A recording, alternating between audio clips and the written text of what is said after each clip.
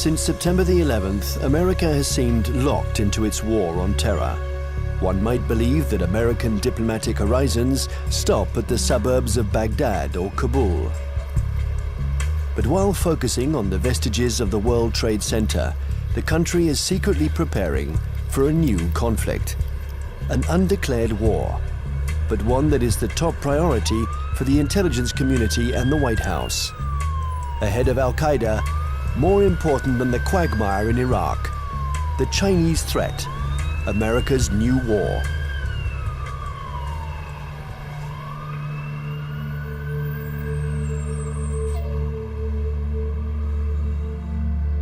They have a term they call comprehensive national power, which is economic, political, military, all together, cultural. And they say this is the essence of China. This is the time for China to rise. Our time has come. This is the Tang Dynasty again. We are a great power. We are a world power. They are playing the old Sun Tzu game, winning the fight without firing a bullet, or that isn't what Sun Tzu said, but win the battle without losing men. That's the best way of winning. And I think they're very conscious of this, but they're willing to fight.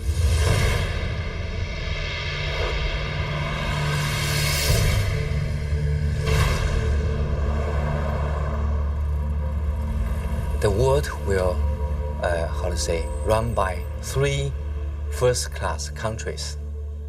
One is USA, United States of America. Another is USE, United States of Europe. Then the Greater China. At this point, at the current point, I think the possibility to see a USE is very slim. But the USA stay as top one country is something sure, right? And as for the possibility of Greater China, the possibility is something in between. Right? So I tend to think Sino-US relations will be one of the most important bilateral ties in the coming years. And this bilateral tie will decide the nature of international relations in 21st century. If this bilateral tie is confrontation-oriented, then the whole 21st century will be bound by confrontation.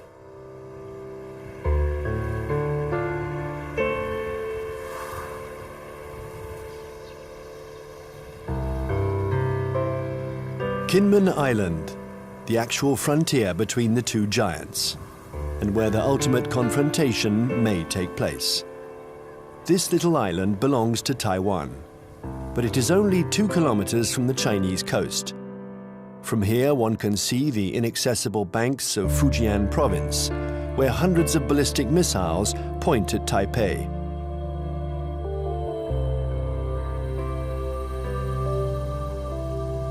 "24 hours a day, for 60 years, Taiwan has been watching Communist China. This island, regularly threatened by Beijing, has been bombarded thousands of times. It has never surrendered. America has sent a message to Beijing. The fall of Kinmen would lead to a direct confrontation. We're in the Strait of Taiwan. It's here that a military clash might one day break out.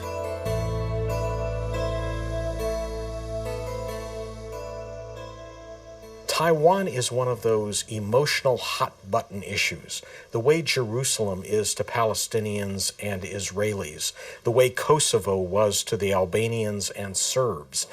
And for most mainland Chinese, Taiwan is rightfully a Chinese province. This was territory that they believe was stolen from China by Japan in the 1895 war, and that the United States prevented reunification during the early stages of the Cold War because of our opposition to communism.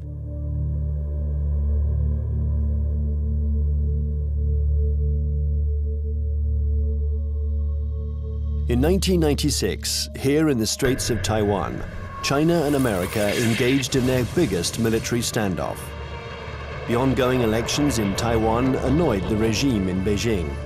So the Chinese army decided to launch huge military maneuvers to test the Americans' reaction.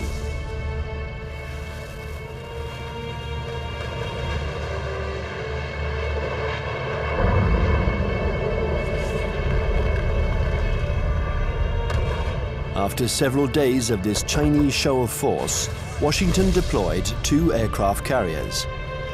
It was the first time the two countries came face to face. For several days, there was extreme tension between the two nuclear powers.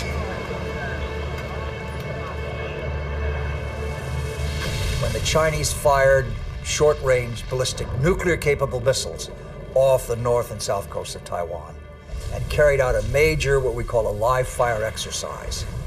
And Jiang Zemin was there, the president.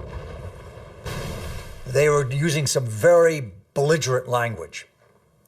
This is when we dispatched 2 carrier battle groups off the East Coast. And this was a show, this was force. And the matter quickly dissipated. The Chinese thought this was excessive. They thought that they had an understanding with the U.S., that they would have a limited display to show their seriousness on the issue. The U.S. would adopt a very limited response, and then they would both back away. They regarded the deployment of a second carrier as excessive and in some ways as humiliating to the Chinese, because the Chinese couldn't do much to deter or complicate the deployment of those carriers.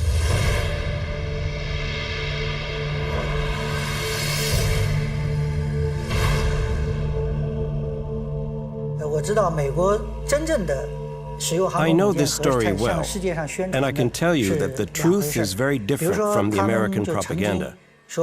I was there in 1996. The Americans had promised to send an aircraft carrier to Taiwan for Election Day to protect Taiwan. But actually, the only American ship near Taiwan was the electronic spy ship Bunker Hill. And it was more than 200 nautical miles away. And the first American aircraft carrier was 600 nautical miles from Taiwan. So the truth is that the Americans announced that they were coming, but they kept their distance. They wanted at all costs to avoid any incident, and they didn't dare approach our army.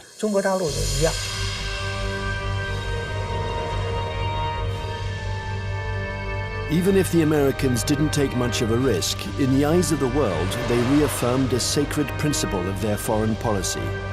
They support Taiwan. And they will continue to do so, regardless of China's growing power. I think believes Taiwan is very important for a number of reasons, not to mention the fact that it's our 8th largest trading partner, our 6th largest market for agricultural goods. It's one of America's most important sources of high-tech semiconductor products. Even though they're imported to the United States via China, they're made in Taiwan. But that, of course, isn't the only thing. The real reason I think America has a commitment to Taiwan is because Taiwan is a democracy. It is, in fact, the most vibrant and dynamic democracy in East Asia.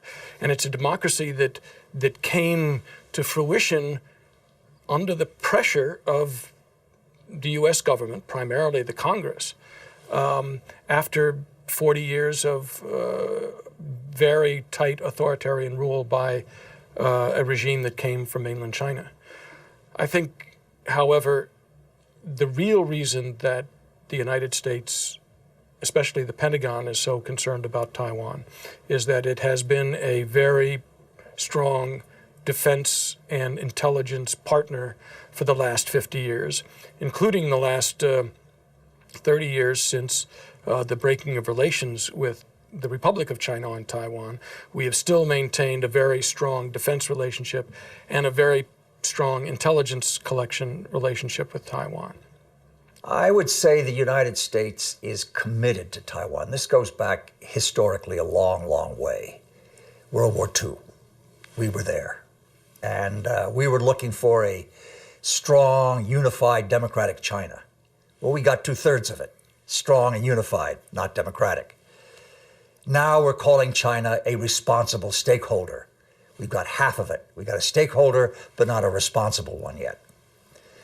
The U.S. feels that we have an obligation, legal, moral, to Taiwan, that we cannot stand idly by and let this be taken over by what looks like an authoritarian, communist-influenced power. This cannot be.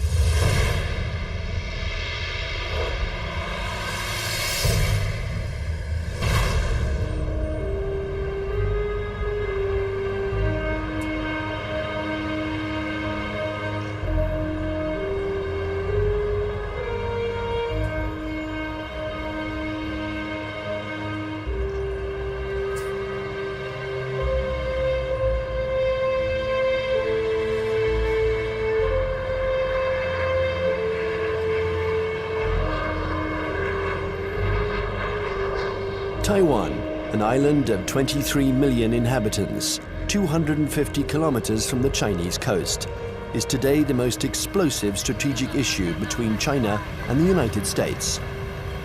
Taipei, the capital, flaunts its economic success. It is one of the biggest centers in the world for the electronics industry. A modern city, free, young, and always noisy. In 1895, Taiwan was invaded by Japan. 50 years later, after the Japanese defeat, peace treaties returned the territory to China, a China which was then in the midst of a civil war between Mao's communists and Chiang Kai-shek's nationalists. When the battle turned in Mao's favor, General Chiang Kai-shek, aided by the Americans, took refuge in Taiwan with his soldiers.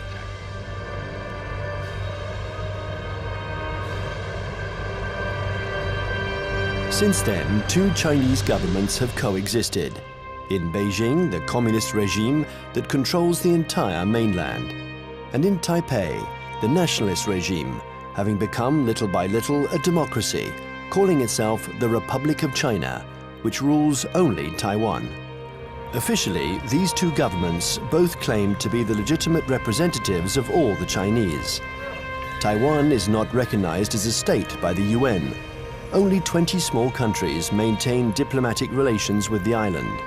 A fragile independence, while Beijing still considers Taiwan as the 23rd province of the People's Republic, a rebel province that the regime intends to reunite with the motherland. I would say two major motivations. There are many others, but two major ones. The first one is national pride, unification of China. They are committed to this. This is a strong emotional drive in China. And you don't downplay it. It's real. It's powerful. The second is strategic. They know through history, if Taiwan is in unfriendly hands, that China is very badly affected. If you turn the globe around, and if you were the Navy commander of the Chinese armed forces, then you will see the only way to protect my coastline is to extend our defense and power projection capability far away from our territory. Why I need to do that? Because the economic center, financial center, education center, production center of today's China is all on the coastline. So the Navy's mission is to make sure that nobody touched this so I can continue to grow. To go out, you have a big stone right there. You can go other places, but there is a stopper, a stone blocking your way, and that's Taiwan. Now, Taiwan depends on the outcome of elections that could change its executive power and stock market risks that can endanger its economy.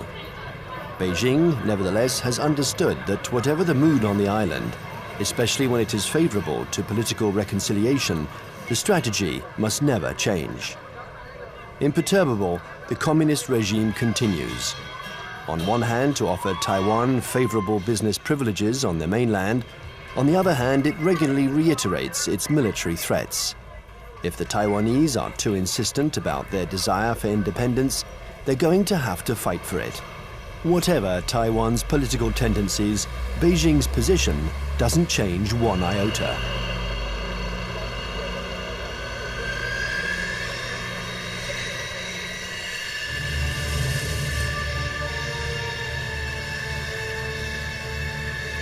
A freeway in the middle of the island of Taiwan.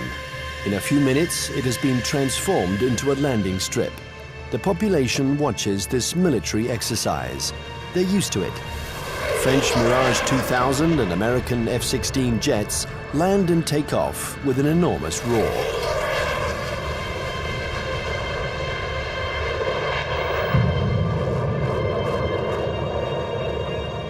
Faced with the uncertainty of American support, Taiwan organizes its own defense.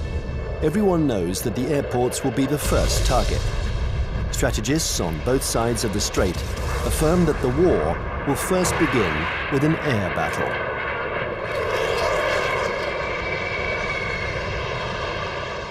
I think that experts the world over know that it's very difficult to succeed with an invasion.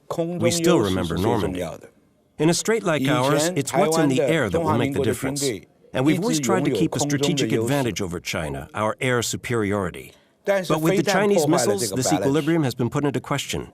They can destroy our airports, and if they are destroyed, we lose our only advantage over China, our air superiority.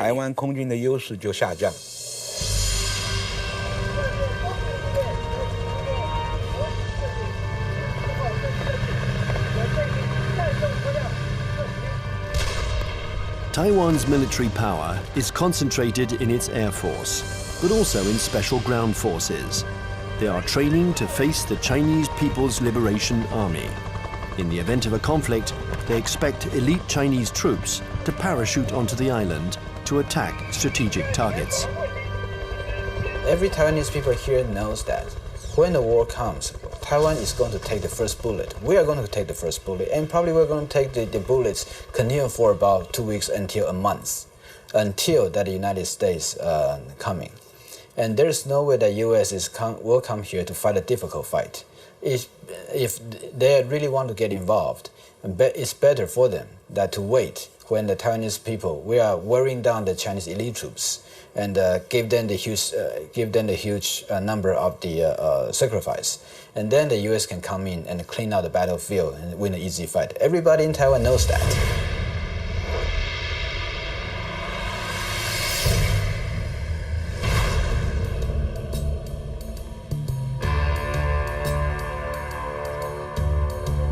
In Washington, the scenario of the next confrontation is a constant preoccupation. They know that Chinese military power has increased significantly, but how the Pentagon will react in case of a new Taiwan crisis remains a mystery. It's certainly not automatic, the support for Taiwan. It never has been. The United States has always maintained a policy of so-called strategic ambiguity, in which neither Beijing nor Taiwan can know clearly what the U.S. response might be under any given set of circumstances. I think that 10 years later, from 1996, the missile crisis in the Taiwan Strait, to 2007, we would approach the Taiwan issue with a little bit more caution. We would approach the Taiwan issue with a lot more caution. What this means, I think, is that we would be probably resupplying Taiwan by air.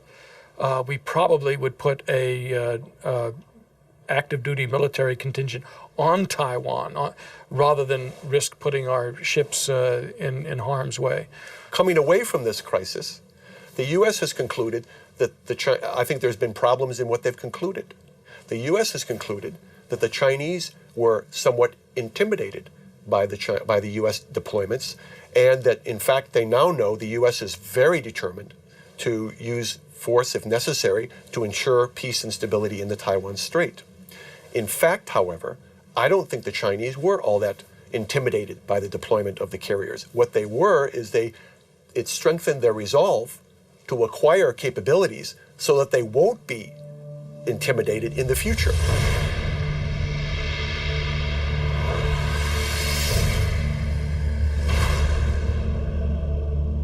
Since the 1996 confrontation between China and the United States around the Taiwan issue, I think China's military modernization speed up.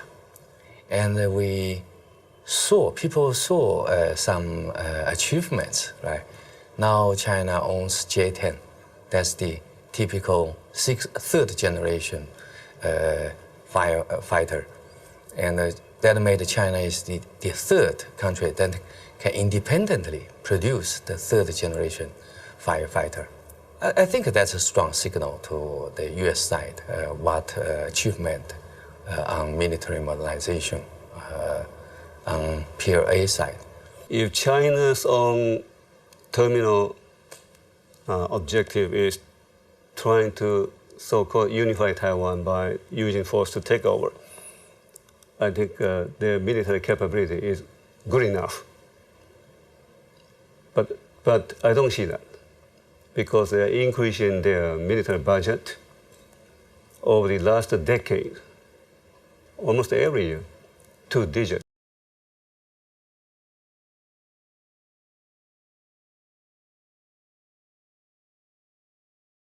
And their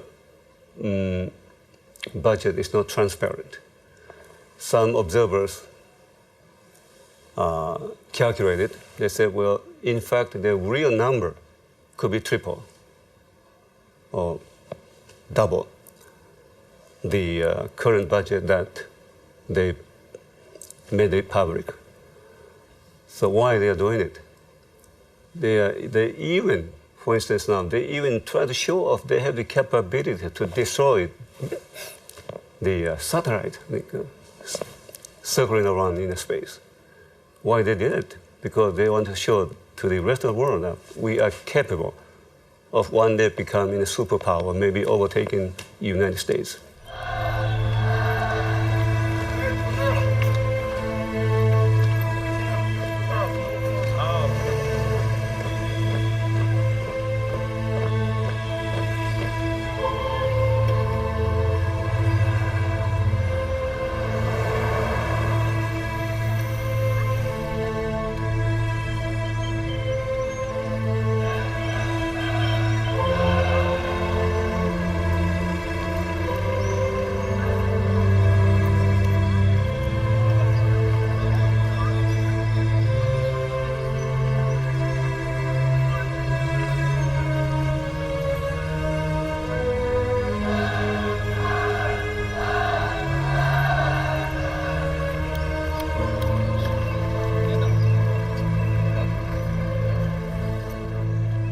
Frankly speaking, the status quo balance of power is still strongly in favor of the United States. But the situation of balance of power is on the change. And I think time is on China's side.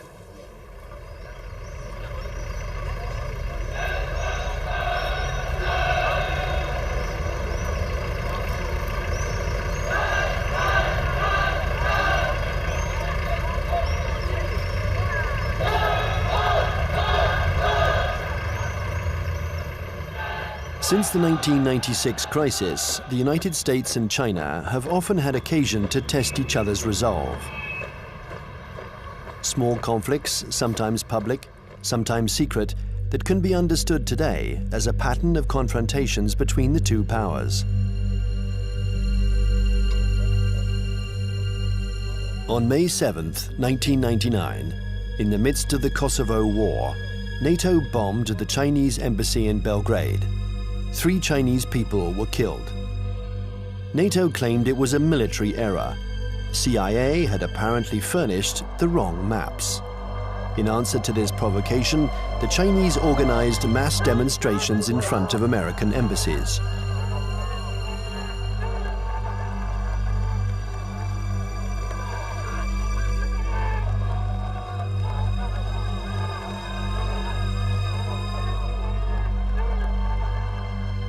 Less than 2 years later, China had its revenge. The 1st of April 2001, an EP-3 took off from its base in Japan. It's a spy plane that flies regular electronic surveillance missions along the Chinese coast.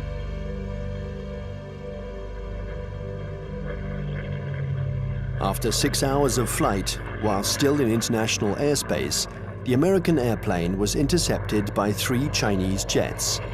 This had been going on for some months.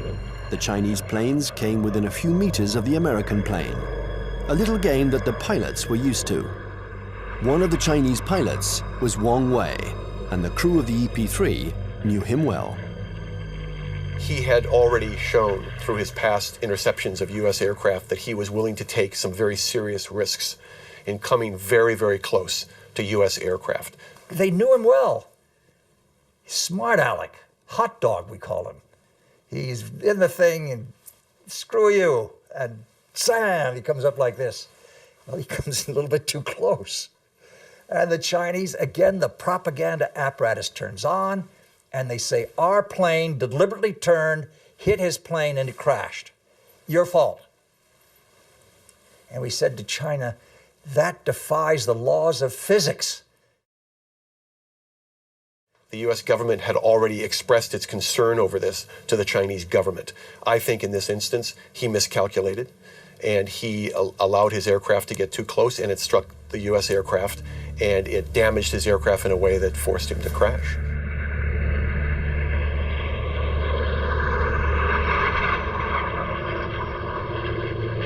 The Chinese jet plunged into the sea. Its pilot was declared missing. The EP-3 was seriously damaged. It was forced to make an emergency landing, but the closest airstrip was a Chinese military airbase. The airplane succeeded in landing there, but it was now in Hainan, and the crew was immediately taken prisoner. Our air crew is immune to PRC jurisdiction. For the next 10 days, China and the US would perform a diplomatic ballet, each accusing the other of responsibility for the accident. Beijing refused to liberate the crew. This bought time for their military experts to inspect and dismantle the American airplane, which was jam-packed with secret defense equipment. Oh, they got the equipment from the plane, and they studied it and took all these things from it. Yeah, they got something. But I mean, it's no big deal. Finally, 10 days later, a letter from the US ambassador apologized for the death of the Chinese pilot, and the crew was freed. What was left of the EP-3 was loaded onto a huge Antonov transport plane. Direction, the United States.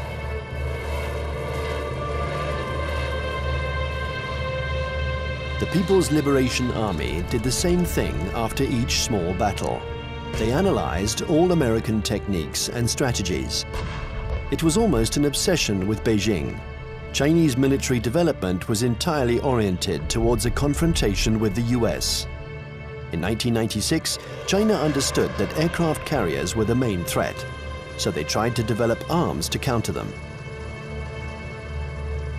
There are several things that the Chinese have done over the last several years that play to this capability. One of them is they have developed a larger number of more sophisticated submarines, diesel submarines. And contrary to what a lot of people think, many diesel submarines are quieter than many nuclear submarines. They're very hard to detect. The Chinese have built a significant number of new types of diesel submarines. They've also developed a significant number of new varieties of surface warships. Both of these sets of capabilities have application to the Taiwan situation. And the Chinese have deployed the submarines in some instances to areas well beyond Taiwan. They've deployed them around Guam, which is now becoming an area of increased U.S. military presence in the Pacific. They've shown by doing this that they have the capability to deploy submarines into far deep water areas. And obviously, this becomes a potential concern to any carrier battle group commander who wants to bring a carrier up close to Taiwan. We saw last October 26th, our carrier battle group, the Kitty Hawk, was in the waters in the vicinity of Okinawa. And all of a sudden, there emerged right in the middle of the carrier battle group, a very modern Chinese submarine that nobody had seen, nobody had heard. It came up within a few miles of the Kitty Hawk itself. And we know that this submarine is equipped with very advanced torpedoes, and that if it wanted to, it could have sunk our carrier. The Chinese know we are dependent on two things militarily in Asia. Number one, satellites. Number two, aircraft carriers. They have demonstrated to us they can take out each one. Will they ever do that? I doubt it. This is what you might call psychological warfare.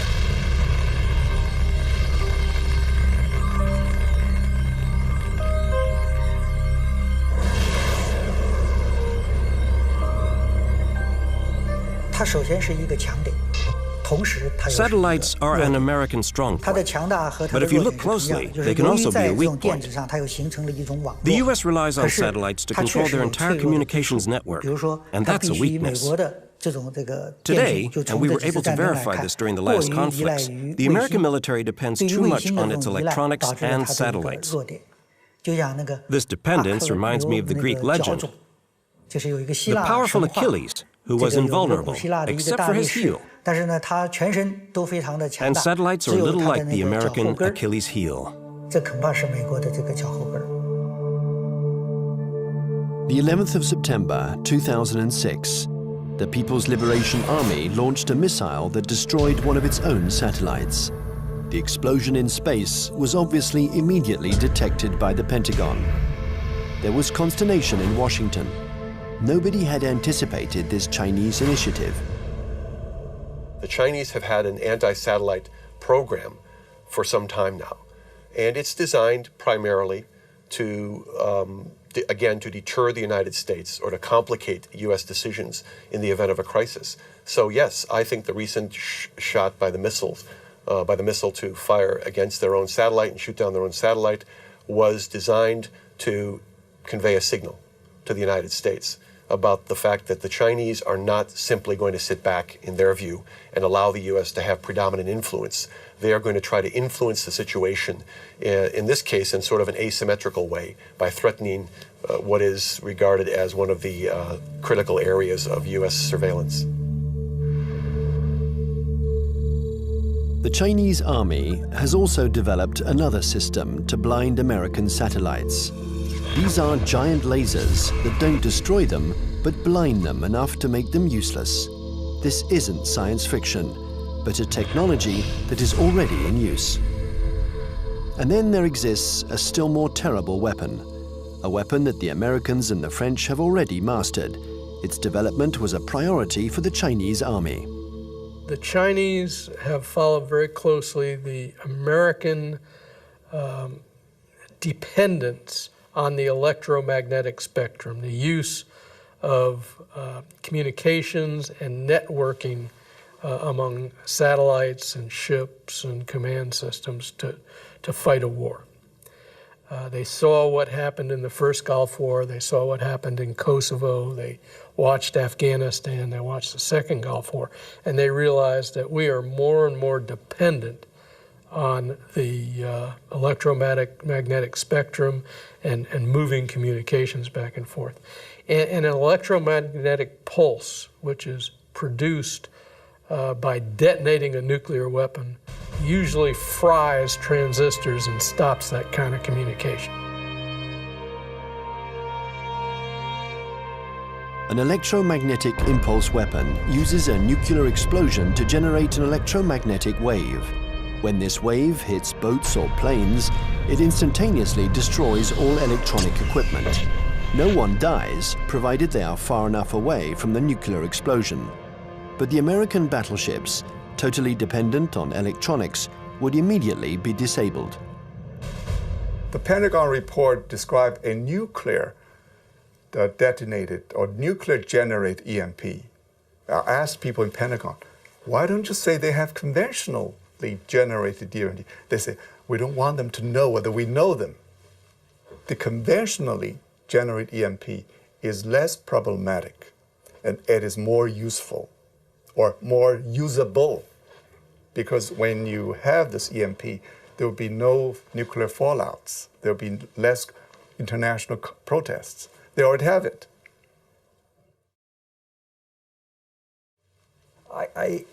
Yes, it is like shooting down the satellite, getting the submarine under the aircraft carrier, EP-3 incident off Hainan. It is, look, we mean business. You pay attention to what we're doing. We're publishing the figures that our military budget is going up because we are creating a strong defense against you. China's developing power isn't only military. The regime has understood that it has to make use of every citizen, every business, every organization in its confrontation with the United States. An arms race wouldn't make sense against Washington. It's a war to control energy, the media, culture, and raw materials. And facing an America that overconsumes, that is deeply in debt, an America weakened by its own excesses, China counters with its best weapon, its breathtaking economic growth. The new threat isn't the classic military threat, direct confrontation between one country and another. Today, it's no longer guns against guns, airplane against airplane, or tank against tank. Confrontation takes many forms, in many different areas. For example, in finance or the media, there can be attacks in all these areas. The object of these new kinds of conflicts is the same as in a conventional military confrontation, forcing the enemy to accept certain conditions. It's still war, but war today goes beyond this military domain. It's what we call an unrestricted war. One has to learn to decode the battles in this new war. Sometimes they are small events that seem harmless at first. Thus, on February 27, 2007, the main American stock indexes plunged. Paris had just lost 3%. New York is in an uproar. The cause of this mini crash began with a tornado that originated on the other side of the world, in Shanghai. Suddenly, and with no apparent reason, the stock market there lost 9%, and it took the whole planet down with it. Nobody really understands what happened, but in New York, they pondered the lesson. China had just shown that it could use its new economic power to destabilize its adversaries, above all when they are weakened, like the United States, by the subprime crisis. Beijing uses economy in several ways. First, by influence.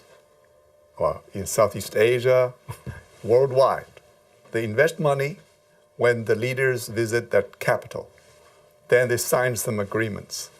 The second is what you said. They would only hint at something they might do. For instance, the now $1.2 trillion foreign reserve of China as of the end of March 2007, 40% of them are deposited in United States Treasury bills. So if Beijing decides to transfer that to euros, it will be very painful to the United States. But Beijing doesn't need to say. It only hints here and there. And Washington feels a big headache. Thus, China and America multiply their battlefields.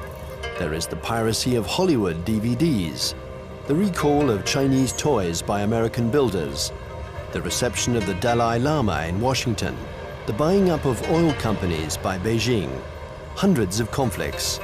China and America think that they have to dominate in order to survive. The U.S. consumed over 35% of the whole, global consumption, right? 8 times as their population percentage. So they enjoy this position as the only superpower. Then they can get extra resources. So there is a bipartisan support stance for U.S. foreign policy. They will remain as the only world leader in the world. And then they will keep alert against any country, no matter the name of this country, China, French, Russian, Germany, India, Brazil, any country that can threaten the U.S. dominance, that will be a problem.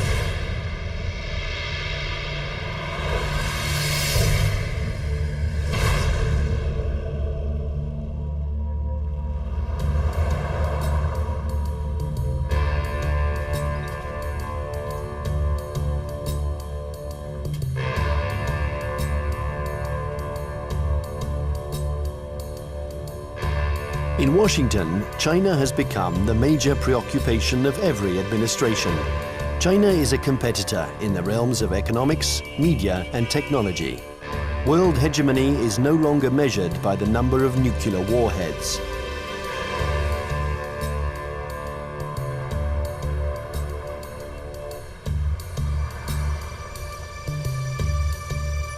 Congress has even created a permanent investigation commission, unique in its kind, whose mission is to study the economic and security challenges posed by China. Russia never got that kind of attention during the times of the Cold War.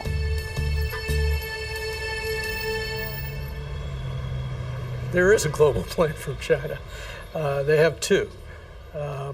One was started in March 1986, called the 863 program, and one in March 1997 called the 973 program. The first, the 863 program, called the Torch Plan, was a global plan designed to gather and bring to China dual-use technologies that could be used to improve China's technological base and economy and industry while improving its military capacity. And it's an organized thing, you know. Each industry every year from the central government gets goals and targets and objectives and gets told to send people out and go do that. So it is organized, and it's not perfect, but it's organized. And the 973 plan is a parallel designed to improve their capacity in basic research and innovation. People in the States pay too much attention to China. So there are some oversensitive on China. Then this oversensitive leads to a lot of, over-exaggerate conclusion. So that's no good to find the real fact. I think the real fact is that the economic power of China is still far ahead of, far lack of United States, not to mention military power.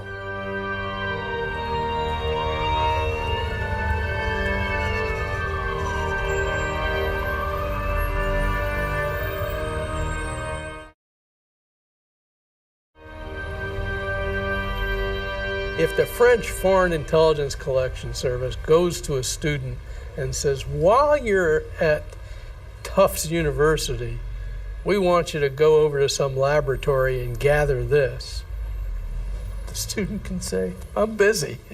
It's going to interfere with my dissertation. If the Chinese intelligence service goes to a student and says, we want you to, you want a visa? You want a passport? When you go to the United States or to France, you will write a dissertation on this, you will work on this project, and you will report back to us, or you'll never get a job in China, or your family will lose its house. Now, they have the capacity to do that. The United States cannot maintain itself as a superpower if we allow our industrial production to be offshored, to be outsourced. And that's what's happening now. We're finding very large amounts of our basic core industries. And I don't mean just like steel. Steel is one of them, copper, basic, resources. But things like semiconductors. And when we find that our semiconductor industry has gone from 12, state-of-the-art wafer fabs to 3, because more and more are being built in Taiwan and Japan and, well, not in Japan, in South Korea. And in China, if we're allowing our, state-of-the-art, cutting-edge electronic science and technology research and development move to China, we can't survive as a superpower.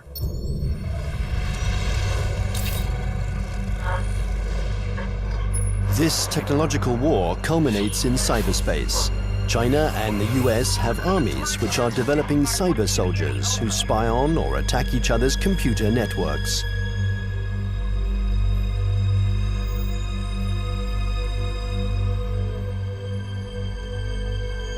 In March 2006, the US State Department decided to buy 16,000 computers from Lenovo, the Chinese company that had just bought out IBM. Some of these computers were meant for networks that circulate secret defense data. Larry Wurtzel and his commission intervened to stop the delivery.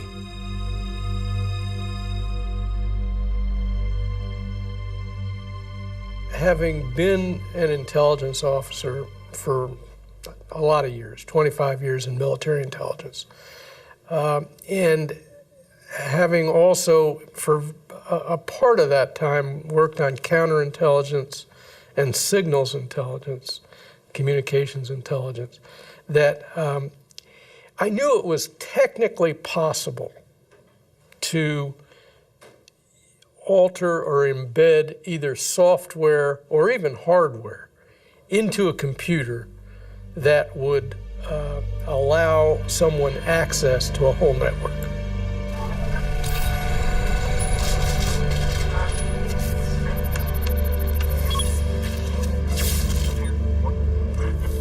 The entire Bureau of Export Controls of the Department of Commerce was attacked and shut down by, turns out, hackers from China.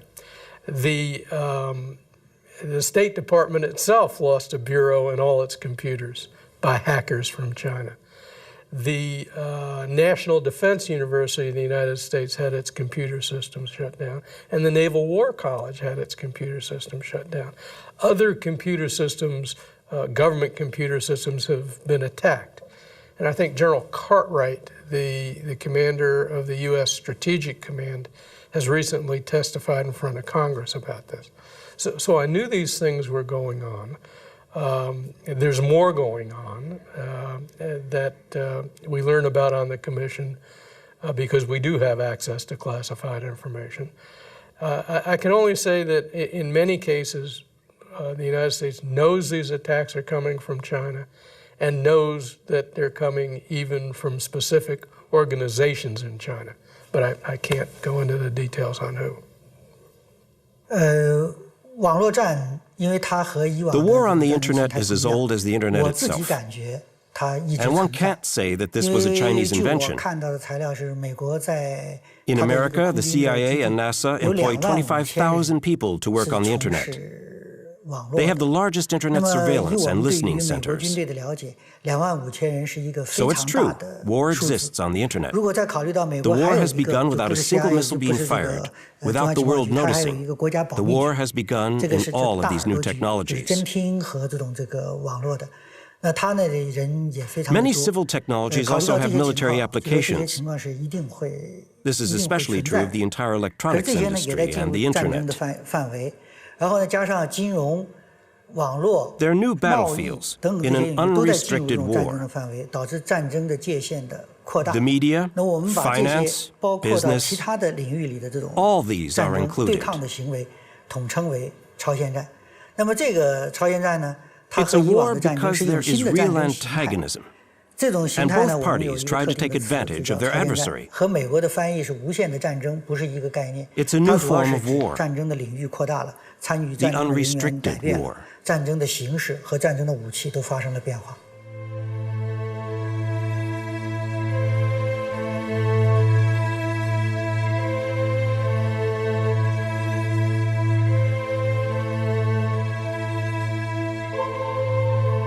This unrestricted war has already begun.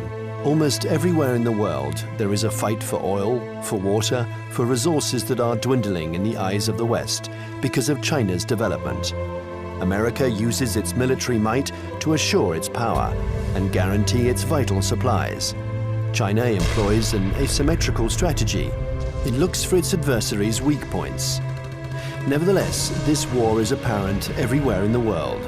In North Korea, Myanmar, Iran, or Darfur, in all the hotspots, China and America are opposing each other in the wings.